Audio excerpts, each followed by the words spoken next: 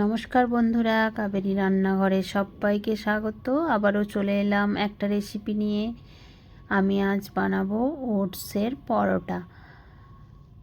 ওটসের পরোটা বানানোর জন্য প্রথমে ওটসটা আমি ভেজে নেব। আমি এখানে 2 বাটি মতো ওটস নিয়েছি, আপনারা আপনাদের পরিমাণ মতো নিয়ে নেবেন। আমি ওটসটাকে ভেজে নিচ্ছি, হালকা করে ভেজে নিলেই হবে, খুব বেশি ভাজার প্রয়োজন নেই। জাস্ট একটু 2-3 মিনিটের মতো নাড়িয়ে নিলেই হয়ে যাবে। আমি ওটসটা ভেজে নিয়েছি, এরপর আমি ঠান্ডা করে নেব। গ্যাসটা বন্ধ করে দিলাম, এরপর ঠান্ডা করে নেব।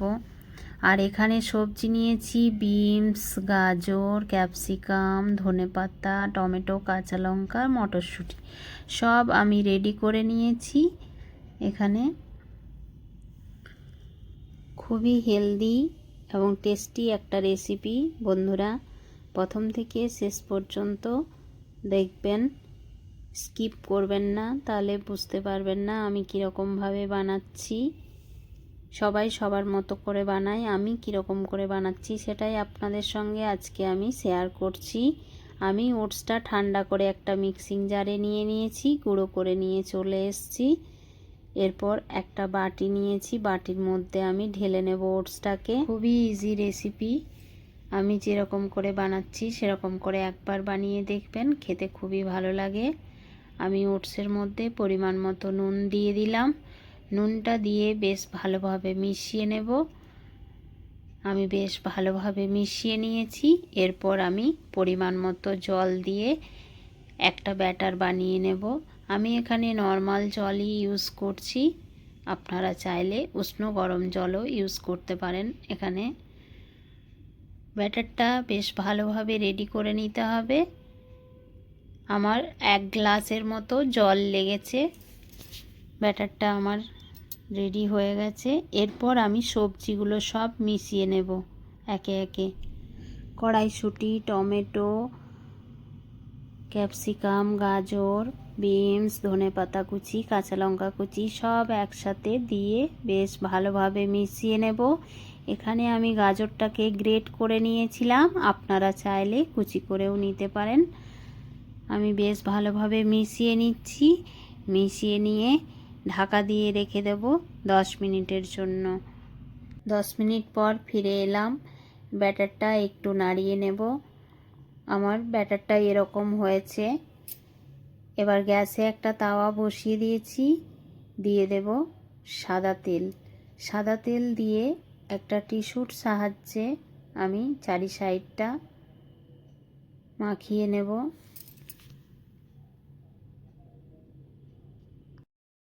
আমি তেলটা বেশ চারি সাইডে মাখিয়ে নিয়েছি।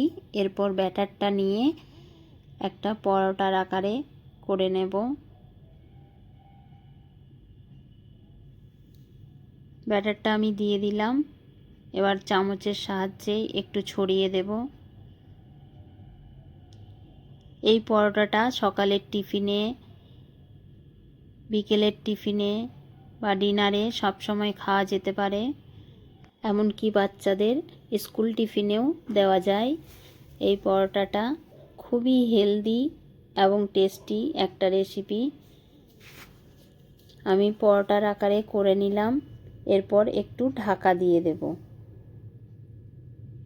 ঢাকাটা খুলবো।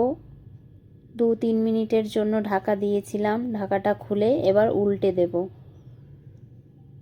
যেসব বাচ্চারা সবজি খেতে চায় না, এরকম করে বানিয়ে দিলেই খুশি খুশি মতো খেয়ে নেবে। আমার এক পিঠ হয়ে গেছে, আরেক পিঠ উল্টে দিলাম। এবার ভালো করে আবারও একটু ঢাকা দিয়ে দেব। একটুক্ষণ পর ঢাকাটা খুলবো। আমার রেডি হয়ে গেল পরোটা। এবার উপর থেকে একটু সাদা তেল ব্রাশ করে দেব। আপনারা চাইলে নাও ব্রাশ করতে পারেন, এরকমও খেতে পারেন।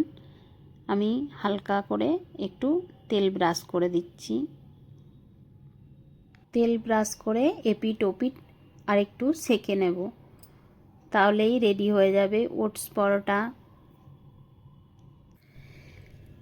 এপিঠ ওপিঠ বেশ ভালোভাবে আমি সেঁকে নিচ্ছি। আমার রেডি হয়ে গেল একটা ওটস পরোটা। আমি এবার একটা প্লেটের মধ্যে তুলে নিলাম। আবারও সেম প্রসেসে সবগুলো আমি রেডি করে নেব। আমি আরেকটা বানিয়ে দেখাচ্ছি।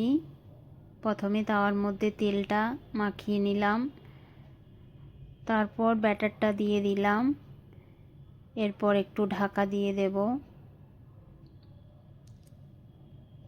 এরপর একটুক্ষণ পর ঢাকাটা খুলব, উল্টে দেব।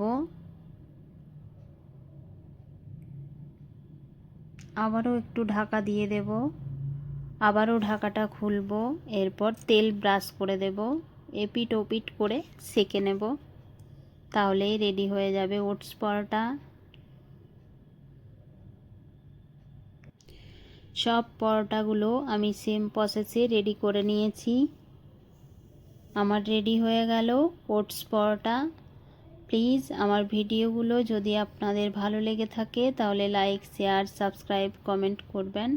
এতক্ষণ ধরে ধৈর্য ধরে আমার ভিডিওটি দেখার জন্য অসংখ্য অসংখ্য ধন্যবাদ।